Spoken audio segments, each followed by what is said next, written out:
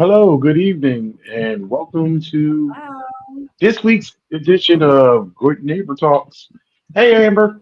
Hi, Dion. How are you? I'm doing wonderful. Uh, it's already Thursday again. And it's October. And October is when you took the calendar change. October is LGBT History Month. October is a Something busy month. that Yes, something that I actually particularly learned just recently about a couple years ago. So, that's one of those things where as though if you don't know and you're not in the know, and then somebody tell you something, and you'd be like, oh, wow, okay. It's so crazy because often it's always in some type of different heritage month or history month or where things are actually really being, highlighted. And if you're not actually really a part of something, you hear it, but it goes in one year and out the other. But this is one of the things where it's, and I've been more conscious to like different, even when it comes to like, uh, also the this month we talk about is Hispanic Heritage Month. I guess they be doubling things up or tripling things up when they be actually highlighting people different things. So, but that's kind of cool though because in many cases you can be celebrating, being part of the community and being part of a different ethnicity too. So,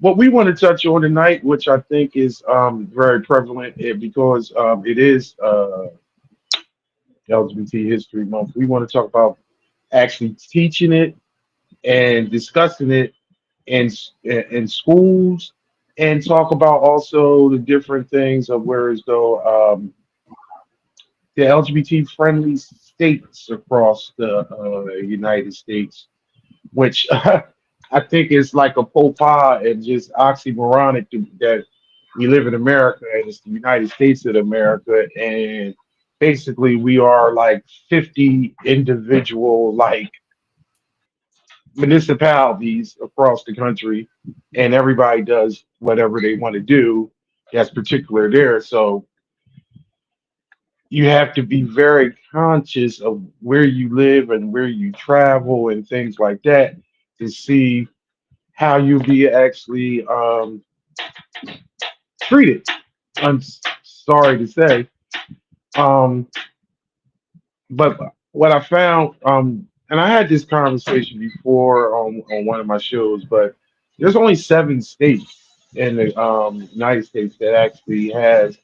I shouldn't say only because I think one of the biggest things is these states have been at the forefront of actually incorporating LGBT history and teachings, especially and also sex education in their Hmm. curriculum. And there are California, Colorado, Illinois, Nevada, my home state of New Jersey, Oregon, Washington, and also the District of Columbia.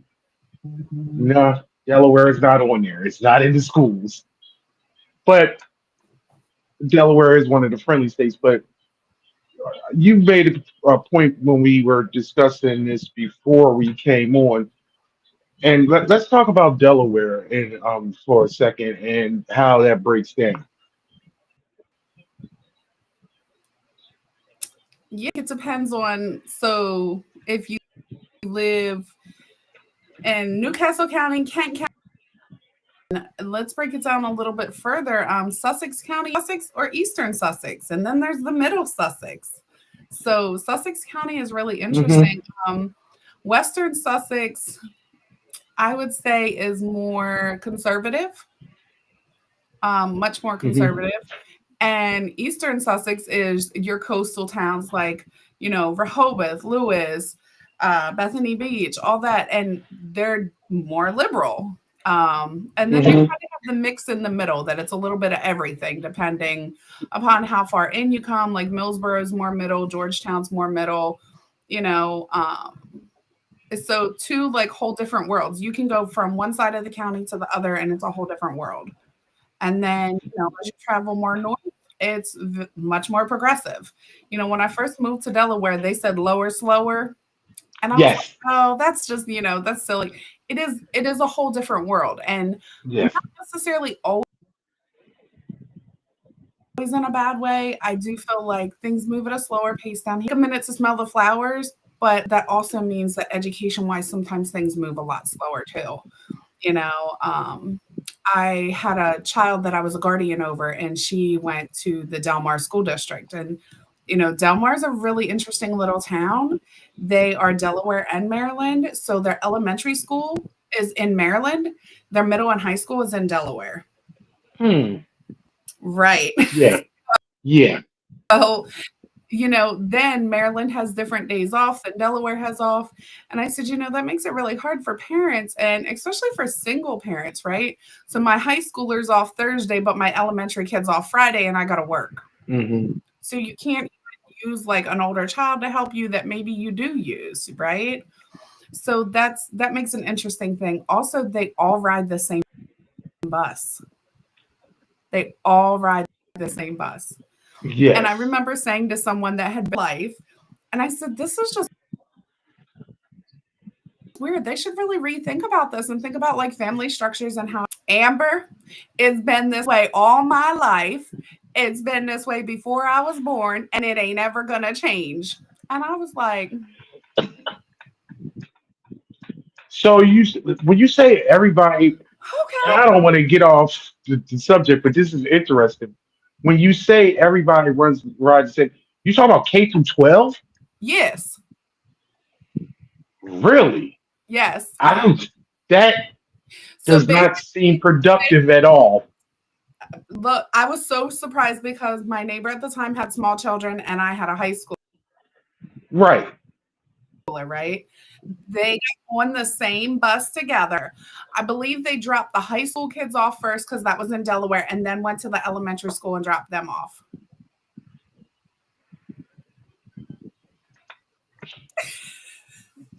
They say These. it's a little town too big for one state, honey. Yeah. Okay. I don't. That sounds like a whole nother show.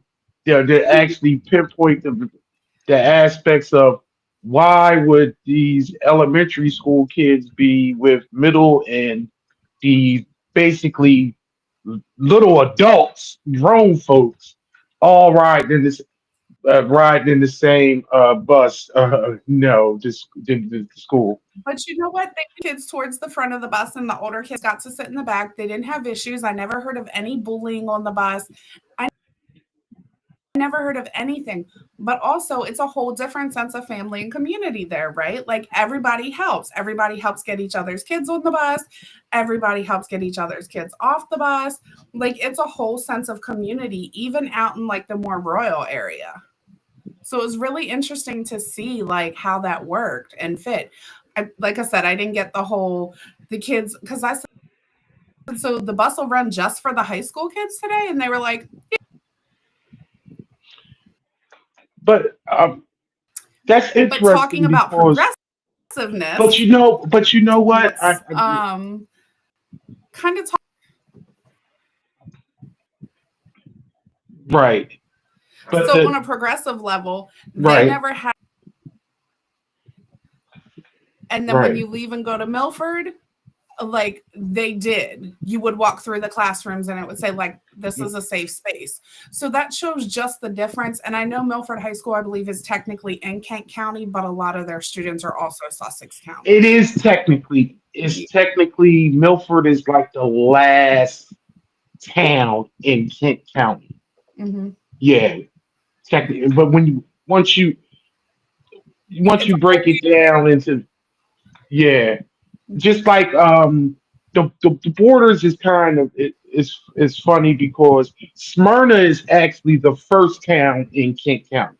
hmm Newcastle County runs from Claymont all the way down through Middletown until you get into Smyrna. Smyrna is the first portion. Well, actually, once you get past the around where the the prison is in Smyrna.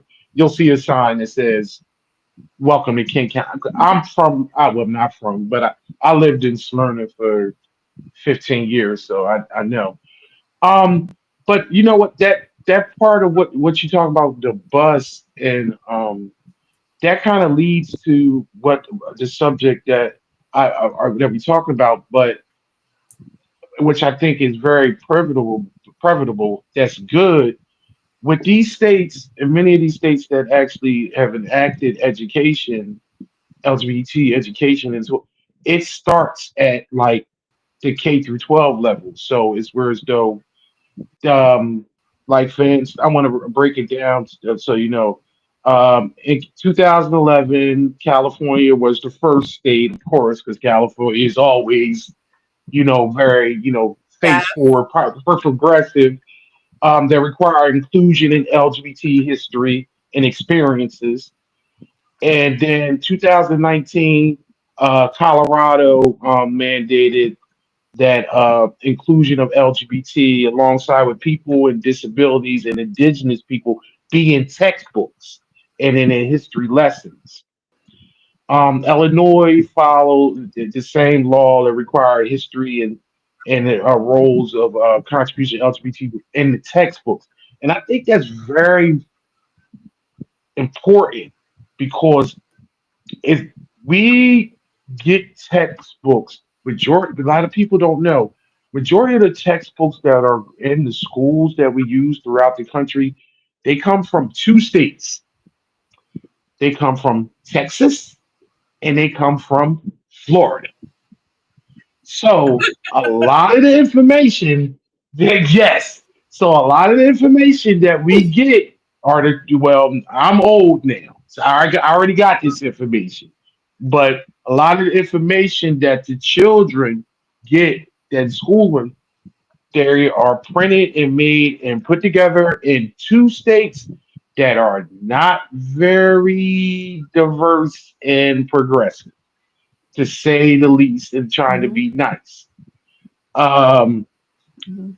Nevada is the most recent state that passed the law in 2021, and it requires history be taught and inclusion be taught starting in kindergarten. So imagine that.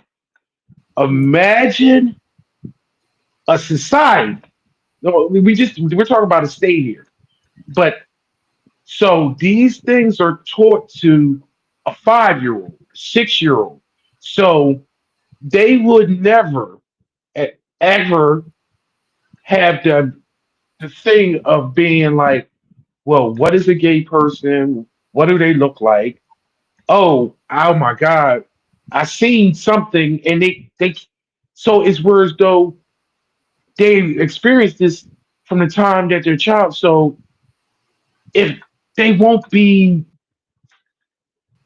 I think that's the way to just like disperse the hate and to actually Mhm. make it more Because hate is mainstream and easy because you learned it when you were coloring and with your blocks and your letters and things like that. What were you going to say? Well, hate I can't even talk. Hate is taught. yeah. They're not born to hate. Hate is taught. Mhm. As much as people don't want to say that it is, it is. You know, talking about like starting that history at such a young age, I had a conversation with someone and they were like, I don't want my kids to see, gay people on TV place. And I said, everything has a place, huh? So I want you to stop and think about this. You don't want to see the cartoon show Two Daddies or Two Mommies, right? So what about women who may adopt a child? About women that do adopt a children. So their child might be biracial, might be brown or black, and they might be white because they didn't care. They just wanted a child that loved them. So children should only see that white representation too. And when you start to break it down about what should or shouldn't be in cartoons and what should or shouldn't be for kids to see because they don't want their kids to question them, well, that child could come home and say to me, well, why is their mommy black? And why are you white? Like, there's so much that if we just taught kids that it's okay that mommies and daddies all look different, that's okay. I would rather see a child have two mommies than one parent that's out there struggling. And I think that's what people miss.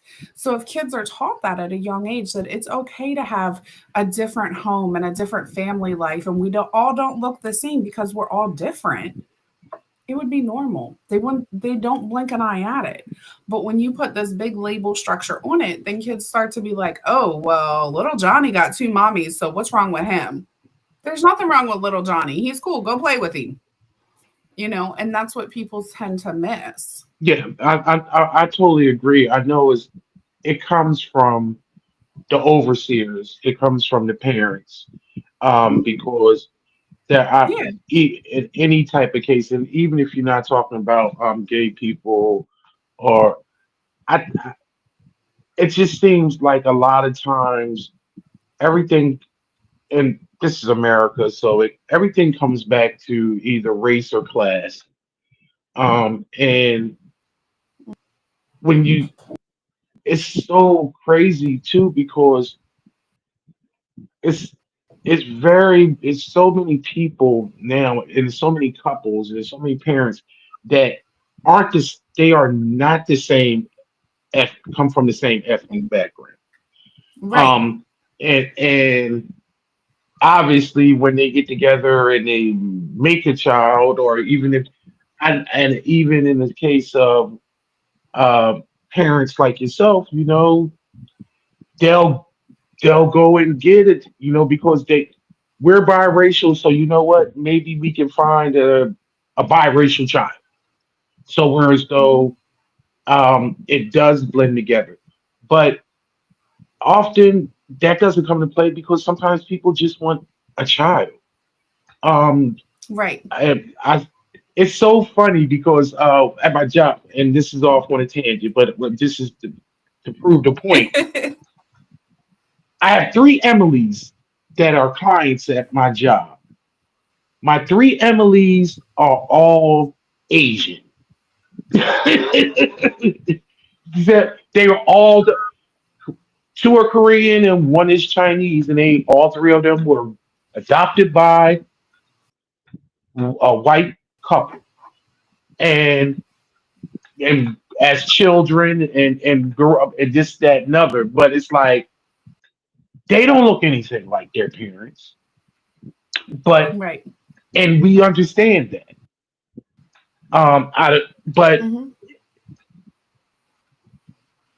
it's in some cases people that are biologically that have children and their child don't look like they don't look like the two parents. They look like somebody in their line.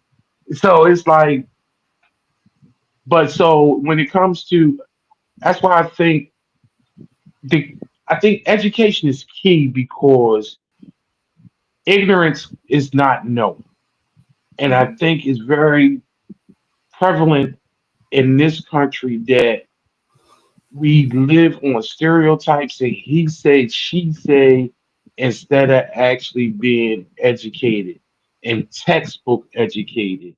And actually, I Hmm. think it, but also I think this is key because representation matters. And people constantly, it's a stereo, I mean, it's a it's talking points that people often say representation matters. And the Right. only people that actually push back on representation matters are the majority of people that they already been represented. They have the representation. They have the representation and they have it so much that they don't understand that you have a privilege Right. because you've been represented all your life. Right. So you And don't people that look understand like you have been right. It's so funny because when you talk about television, and again, I mean, when you talk about the in cartoons, and then with the two moms or the two dads and things like that, I can sit here and say I'm a 52-year-old man. I remember a time when I was growing up and I was a kid. All I seen majority of the time on television was white centric TV shows because, for one, Mhm.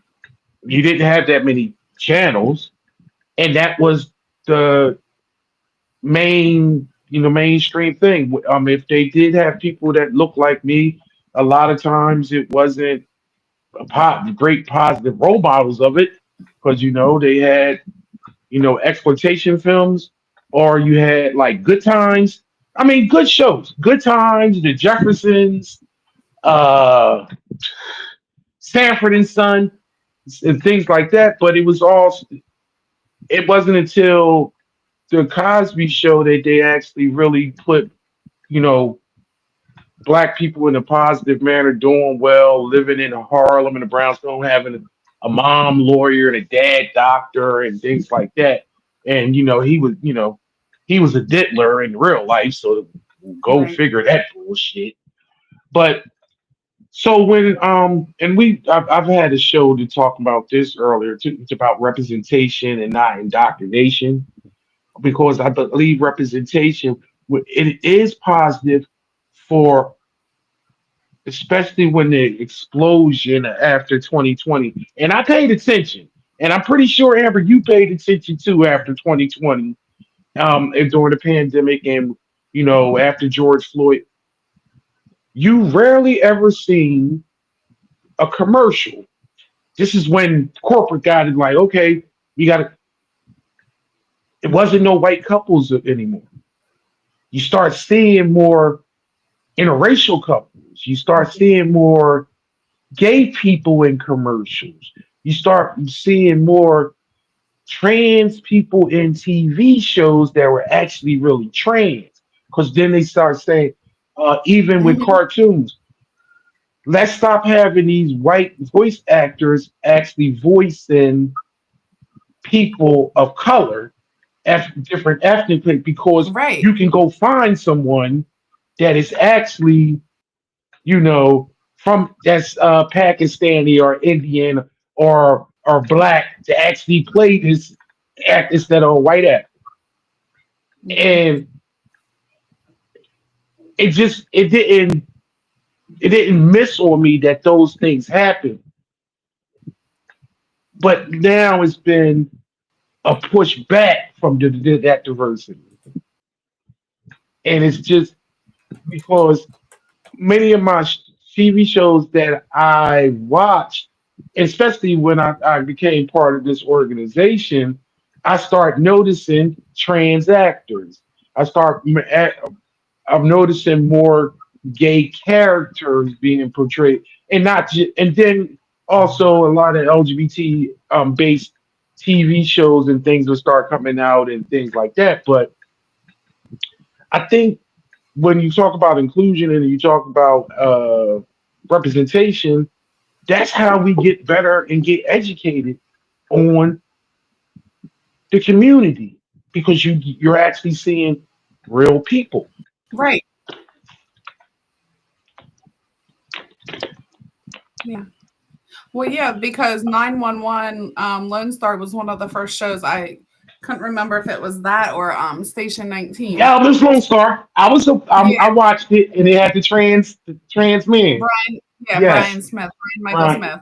Yeah. So Yes, that was like people didn't make such a fuss about that. But then the other show with the guy named Buck in it, it came out as a yes. gay man, and people were like, and it You know what? really, I'm gonna Okay. We're gonna get on that because since you here,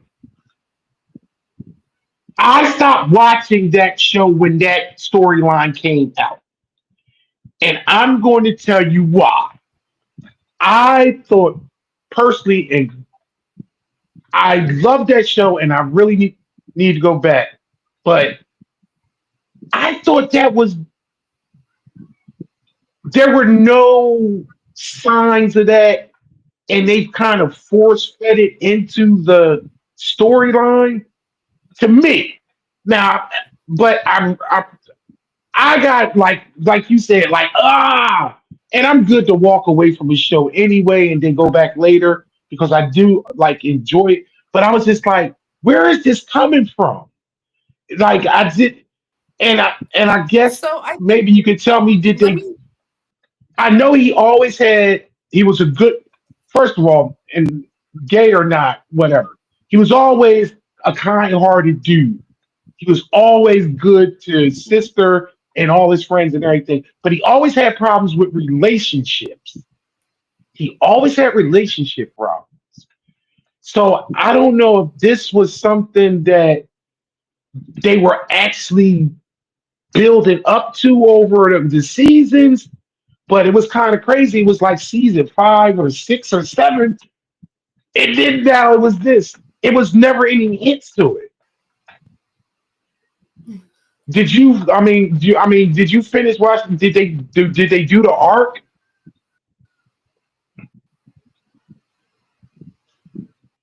You hear me,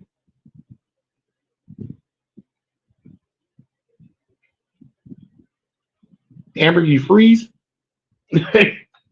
Yeah. Oh well.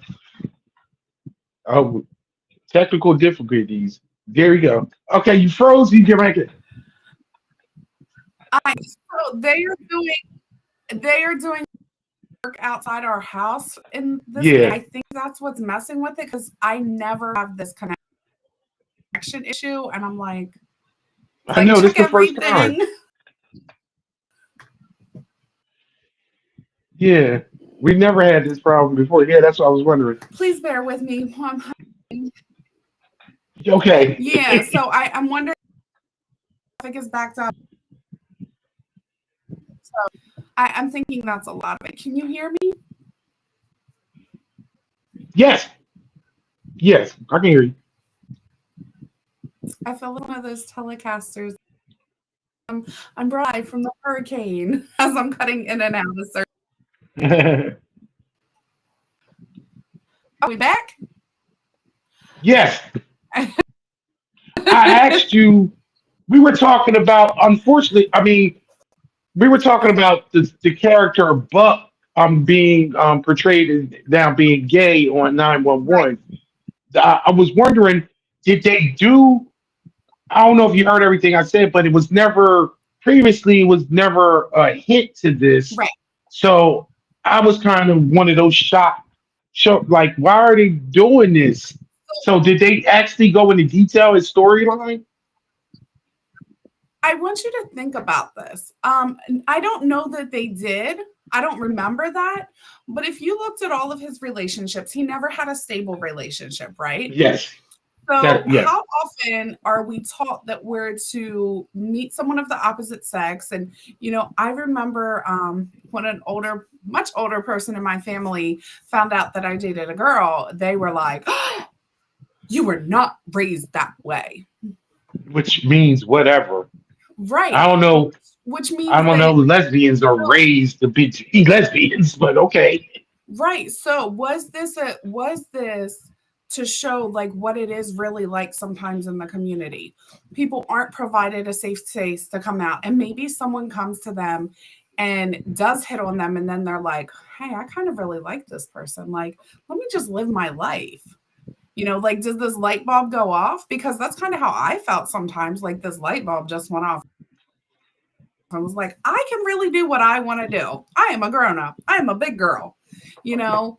And so I think that sometimes it does happen like that. Or let's talk about like the lesbian women that were once married and have Yes, children. plenty of them. Does that mean that they weren't always a lesbian? Right. It means that at some point they probably did what they were taught they had to do and not who they really are. Oh, Oh, I have a I visitor. see. Nope. He's like, oh no, He's I'm like, not supposed to be doing that. not my daddy. Never mind. So, um, I think that that's what that storyline showed. I think that storyline showed that just because this is how you've lived doesn't mean you have to live that way if that's not who you really are and who you're really comfortable with. And it did show him kind of even struggling being in public and, people seeing them together and maybe knowing that they were dating. And, I remember that when I first dated black guys, people were like, You don't do that. And I was in high school.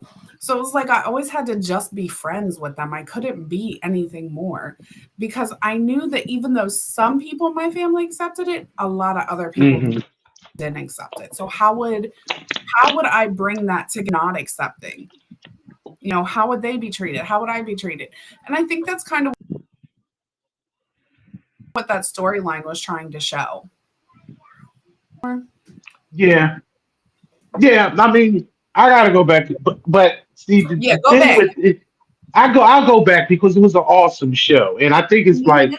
that was like season 7. I was just confused. Um, Right, but is there a season where you know who you are?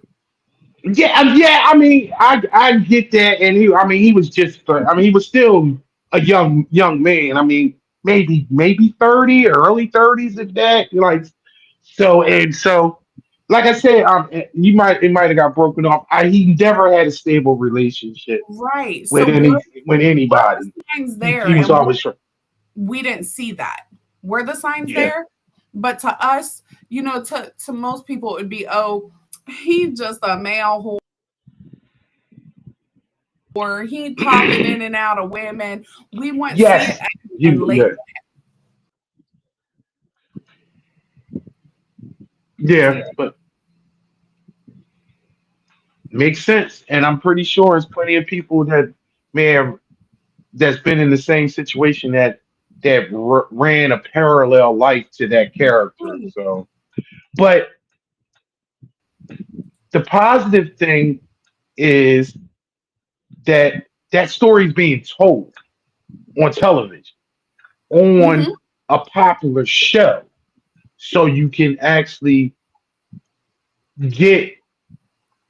And I think it had the effect that it was supposed to have effect because I think in real life, a lot of people are just like you said, shocked when they find out somebody that they know, um, or comes out or is a situation that they not. So it was all for a positive. I want to go into um, some of the. I know one of the things that I want to talk about is the LGBT friendly states, and these states are friendly based on their policies. Grant, I'm not saying every state is perfect because everybody's not perfect and everything Right. like that. But the policies that these states have are LGBT friendly, and they also are inclusive. And a lot of times they're they have some type of even uh, guarantees for affirming care and things like that. But the crazy thing is a lot of them are in the Northeast, and then most of the least friendly are where? Of course, in the South. It's crazy, but I mean, it's stereotype. Um, the number one ranked friendly state to LGBT people is. Do you know this one? Do you know? It shocked me. No, I thought it was that. It's up there. It's number 2. Vermont, one of the smallest states. But think about it. Vermont was like one of the first states to actually, after Massachusetts was the first state that had same sex marriage, but Mm. Vermont was the second state, and Vermont ranks one of the most inclusive states with extensive protection for LGBTQ plus in their residents. So a lot of people, because I think people they go up there and they leave each other alone Mm-hmm. and they just allow you live and be happy. California is known for its comprehensive laws, including protections for LGBT plus youth, and they score overall high for LGBT equality. Get Massachusetts a pioneer. They were the first state to legalize same-sex marriage and offering broad legal protections, and currently has the first openly gay lesbian as governor. Yeah, a lot of people don't know because they don't pay attention. Yeah, Minnesota um, was one of the first states that banned discrimination based on sexual orientation and gender identity in employment and housing. New York guarantees um, gender affirming care and also LGBTQ plus refugee protection. The state of Washington includes a lot of comprehensive laws. Colorado has a strong protections for LGBTQ. You can notice that some of these states that I'm mentioning also have legalized education and curriculum. Colorado, New Jersey, California. Maine is consistently ranks high for its progressive laws and supportive of an LGBT environment. Maryland offers a lot of comprehensive and supportive laws to its LGBT plus residents.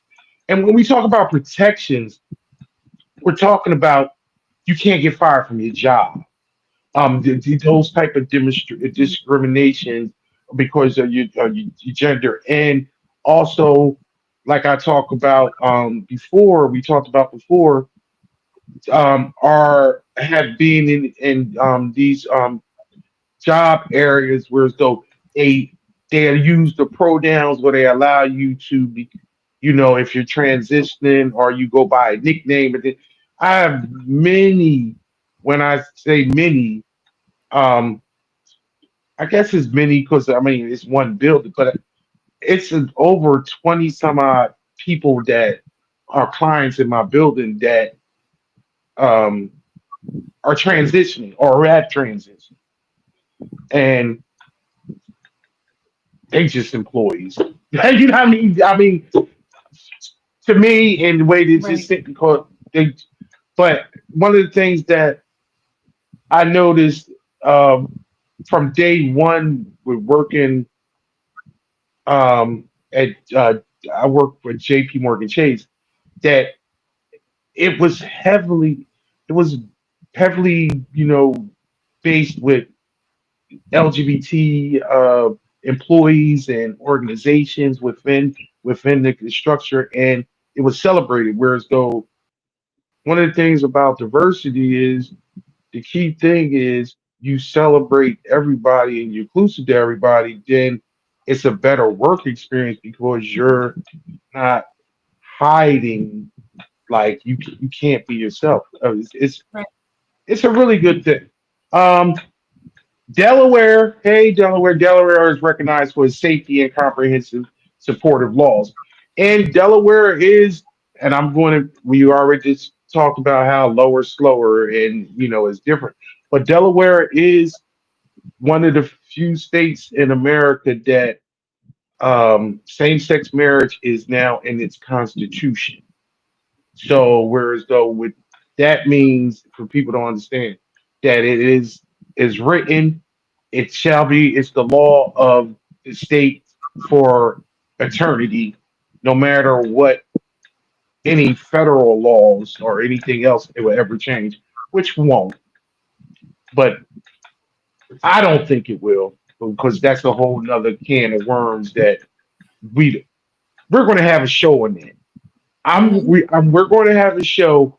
What happens if same-sex marriage is overturned? Like what the same thing that, and I shouldn't say that because I never thought abortion to be overturned either. I never thought that, I but think if that happens, then they're gonna go for interracial marriages next. I, I feel like that's the push. that That's was on the books. It was on the books years ago too, yeah. and that's my whole point. But it's a lot of factors that it's. I don't think it's actually going to happen because it's the money issue. It's a Hmm. lot of money involved in it, and I actually Hmm. did a breakdown and research and for about a week, like a while ago, about that, but I don't think it's ever going to happen. And I actually did. If you want to do, if people are watching this, if you can go back, if you go into the IME app and you go look in our blogs and you go in the past, because I do a political blog. once a month, every third week. One of my blogs was talking about the possibility and why same-sex marriage would actually be taken away and what the effects would happen because it can't happen because it would be you can't put the toothpaste back in the tube. I'm sorry, you can't. It'd be too Right. confusing because for Right. one, you can't your marriage is acknowledged in this state, but if you move to this state now, your marriage is not acknowledged, and then you don't have these same protections, Right. and also you the insurance things about your partner. It's too much shit. It's too much money, and one of the things about living in a capitalist society, money always rules. But Yes, it does. and then also he said was friendly about Nevada. Uh, what is the definition of a friendly state? A friendly state is a non that has comprehensive laws, states with non-discrimination law covered employment, housing, and public accommodations, youth protections, policies that combat bullying and ensuring inclusion of sex education and address issues like LGBTQ plus youth homelessness, transgender rights, supported gender affirming protections, and also you have community and corporate support in those states and in those communities. That's a friendly state. Now, literally, it's only about a handful of, DC and then about 15 states. And so you have 35 states out here that don't have these protections. And as many of our Hmm. friends and family that live in these communities. The least LGBT friendly state was again with top ranked this year again was Arkansas. For the third straight year, Really? Arkansas, the Walmart state. Yeah, Do you know what's really crazy is that is the state that they host Miss Gay America in. really. And you know what? That makes a lot of sense because you know why? The most racist state in America to this day is probably Mississippi, and it's the most politically separated. Whereas though it's white and black people don't have any power, but Mississippi is what the most heavily populated state in America that has black people. It Mhm. has 35% black people in it. That's why it is the most racist. I always make the joke that I always make the joke to people when they say they from Mississippi or they got family from Mississippi. I said, man, do they got shoes yet? And do they know that slavery's over down there? Because in some it has been politically when you talk about gentrification and you talk about no, not gentrification, I'm sorry. When you talk about the way how they make the ballots and everything so whereas though I don't leave you want to fight. I should know this. Oh damn, Amber, I lost the word when they talk about when they gerrymander is the most gerrymandered state in the country because you have this when you have this heavy you have 35% black population, but they only have one representative in the House of Representatives from their black. They basically push all the black people into one district, and the ones that separated, they go all around these other white. So they only have one black representative in Mississippi when they are 35% of the population. Mhm. That's It's crazy. It's I don't want to get absolutely. into that. That's a gerrymandering thing that they'll hold up, but see, these are all things that happens, and it's a cross section because being a part of the community, you still are part. You're a minority, just as so. A lot of times they do the same thing. They put you in a second, so whereas though you don't get your representation, Yep. and this all happens. South Carolina, Louisiana, South Dakota, and of course Alabama. These are all states that scored low when it comes to being part of the community, and they don't have protections, and they don't love you. But you have, I mean, keep.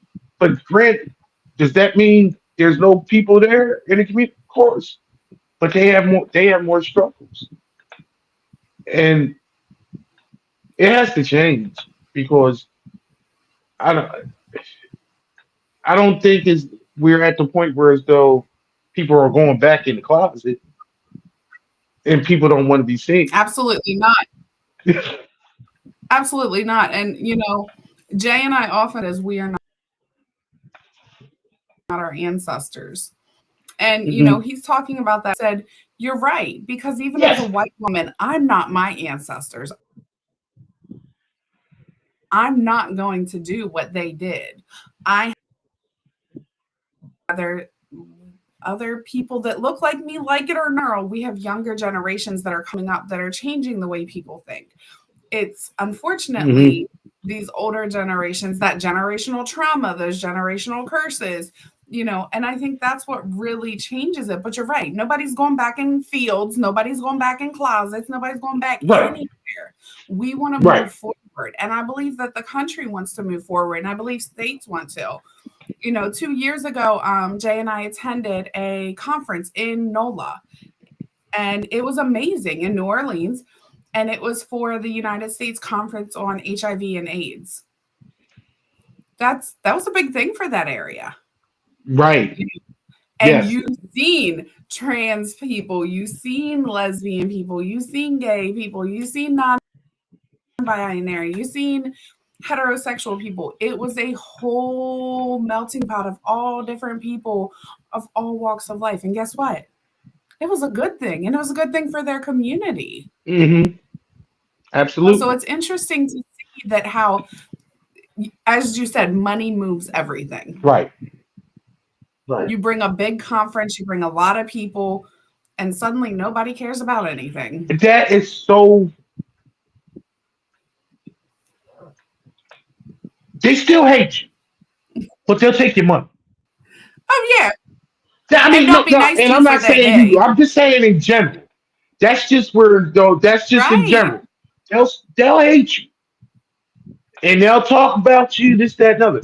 Now, I actually respect the true racists and the true homophobes that just won't let you come and won't take your money. Because I respect you. Don't take my money then.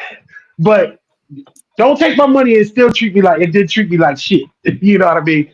But Right. but it's so crazy because we do have these things like you said, what the gay whatever in Arkansas, whatever, Oh, the Miss Miss Gay Gay America in America. Arkansas. Yeah.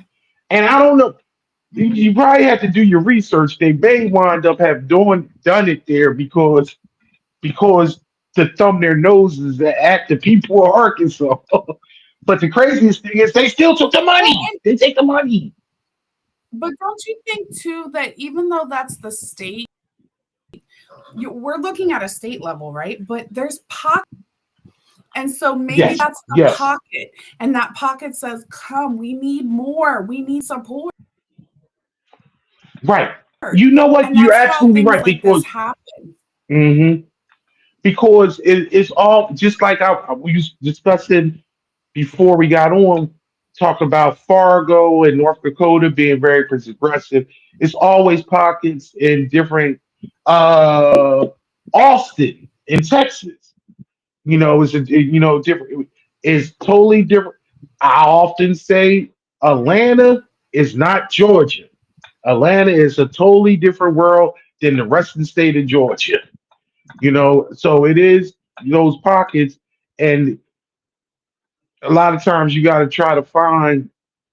I think it's good to find your people, find your safe space, and find where you're accepted. And there are pockets even in those dusty red states. And then also, I don't think we should actually condemn the entirety of a state based on their political policies and things like that. Because often, what I believe a lot of times, it is those lawmakers that may not be actually truly following totally what their constituents want, and they put stuff into play that are something totally different than what a lot of the people are actually want. Because for the longest time, even when we and I mean we don't want to get political on here, but yeah, I could. But when we talk about abortion, once that abortion uh, ruling came down to the Supreme Court, when you do polls, over 74% of people in the country are, so it's not a majority of people that are anti-abortion. These Right. are these are lawmakers. And then every time that has come up on the ballot in every state, and I'm talking about Nebraska and in Kansas, and when you talk about women's health care, when it comes to these things, it always gets knocked down. Hmm. So that's just so we can't automatically just condemn a state because of their policies, because it could be those lawmakers and not the total. Everybody everybody is not the state that they live in. We can't just do that. But I just like to know. My thing is, with me, I know for a fact I can never live in a red state. Personally, so I don't want that's. I'm just too progressive, and I just couldn't do it. I wouldn't do it.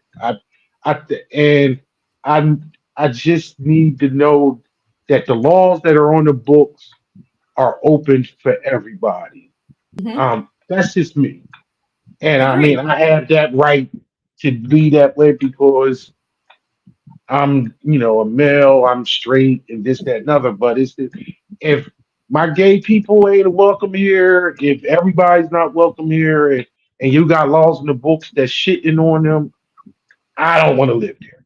Person, you know. If everybody can't come to the cookout, we not. See, that is well said. That's- and that is spoken from a white woman that's been to a lot of cookouts. I'm sure. That's the way she said it that way. She done been to some cookouts. Absolutely. Absolutely. You don't put no damn raisins in the potato salad, right? You don't put no raisins. That's a whole nother. Oh, she froze it up. She froze up. I don't even know if she heard that joke. Um, did you back?